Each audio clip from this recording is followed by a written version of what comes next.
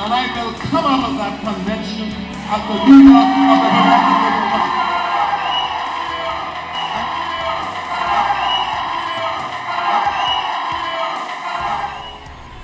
The Prime Minister minces no words. He intends to lead the PLP into the next election. A man killed at an upscale development in eastern New Providence today. And a week of testimony in the Donna Vasily murder trial. The Bahamas Tonight, the National Report starts now. Now in HD.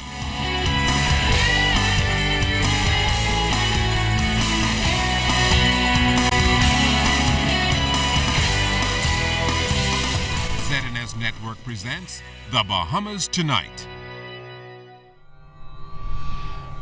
This portion of the news brought to you by BTC Every Day.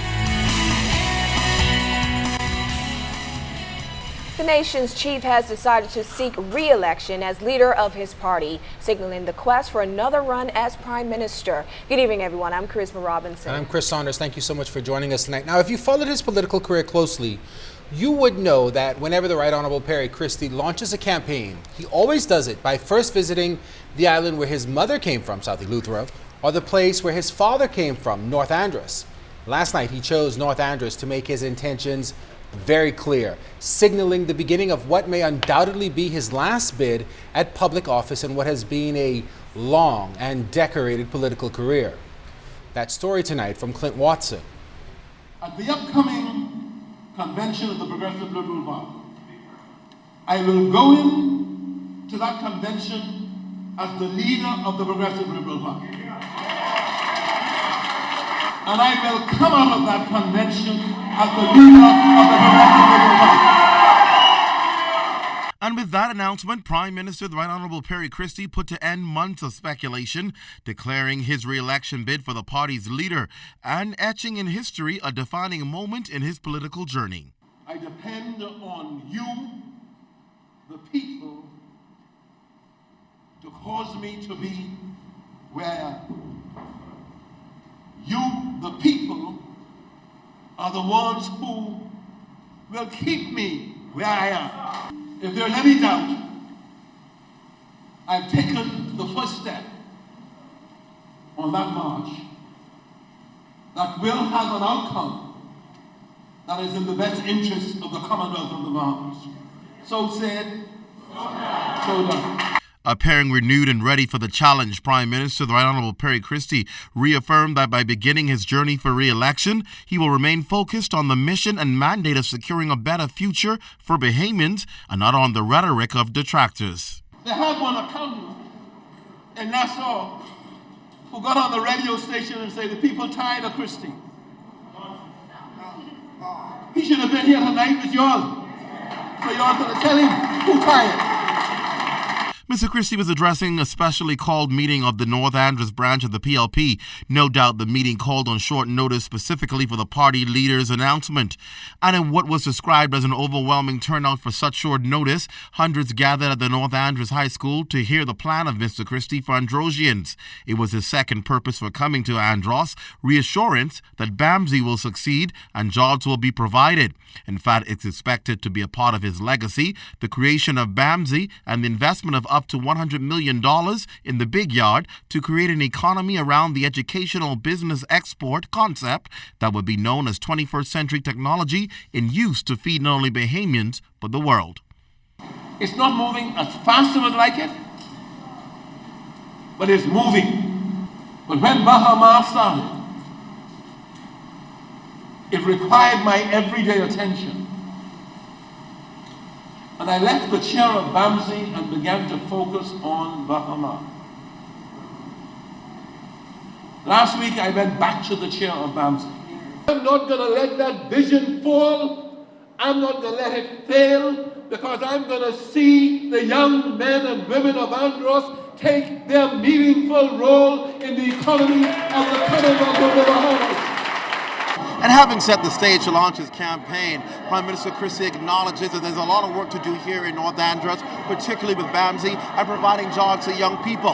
However, he challenged them that if they work together with the government, he will promise and ensure that at the end of the day, they'll be satisfied with the outcome. In North Andros, Clint Watson, ZNS Network News. Well, North Androsians attending last night's meeting appeared excited about the Prime Minister's announcement. Prescott Smith, Paul Major II, and Renee Marshall are all convinced that Mr. Christie is the right man to complete what he started. I support that 100%. You know, as a nationalist, I've followed things as relate to really moving the country forward. He's taken on some tough issues. I don't mind the politics. I'm a nationalist. As a former Defense Force officer, nobody in the country has ever invested in the Defense Force the way he's taken it on. The Marine pilots in Freeport, for the first time in 50 years, have their independence. We have historic legislation that is about making us owners in our #1 industry. He has a lot of visions for the country, and in order for something to work, it has to continue, because if he is stopped in the middle of it, it's not going to be successful. So clearly, I'm a part of the BAMSI dream, as I'm a student down here, and he needs to see that through to the end. He is up to the job.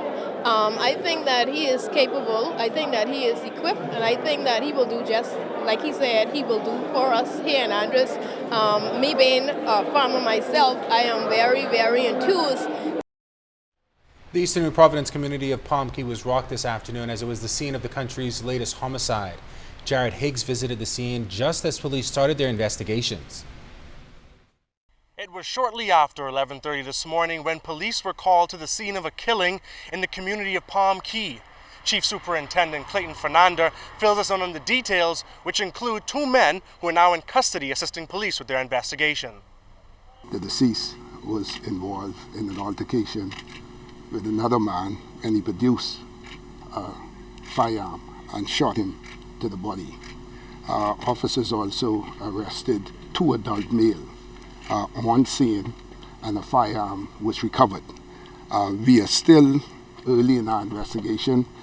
At present, we are interviewing a number of witnesses to try and find out what happened here. Other construction workers were also on the scene, and while they didn't want to reveal their identities, they did tell a story of a man who was killed while coming to collect his money. All I know, I hear some bomb, and I know I have my car out there. I make sure to see if anything hit my car, whatever. This morning, he come for the rest of his money they owe him. So, and when he come, he probably have a little argument for the money because they didn't want to pay him. Palm Key also sent out a statement that read in part, shortly before noon today, there was an incident at Palm Key involving an independent contractor and his employee. The Royal Bahamas Police Force is currently investigating, and no Palm Key employees were involved. Palm Key is an exclusive community on New Providence's southeastern shore.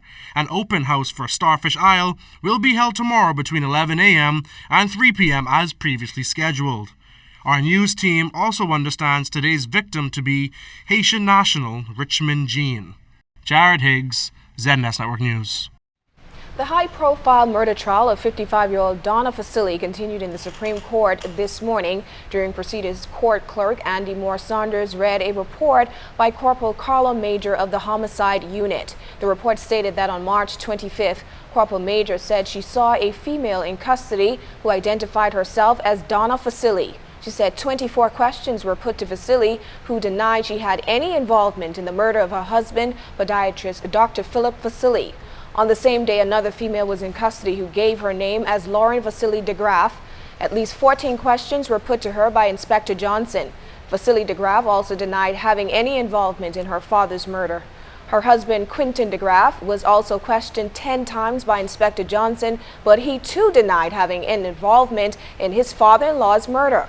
All 3 relatives of the deceased were allowed to read over the interview and sign their answers. Justice Stephen Isaacs told the court that because a U.S.-based analyst was not ready to give evidence via video link Friday, the case was adjourned to Monday morning at 10:30 a.m.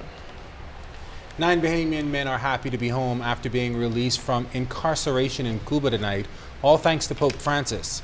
Officials at the Bahamian Embassy in Cuba received news a week ago that the 9 were a part of the 3,522 prisoners who would be pardoned. They returned home on Wednesday. Among those freed were inmates over the age of 60, chronically ill, women, and foreigners whose country guaranteed repatriation. The pardon comes a day before the Pope visits to Cuba, where he will spend 4 days. The Pope will also head to the United States. The Bahamian government thanked the Pope and Cuban officials for this gesture of goodwill.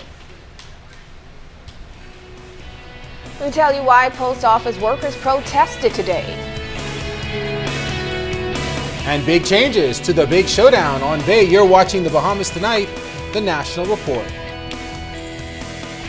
This portion of the news is brought to you by the new Shell and Letty, designed for extra miles.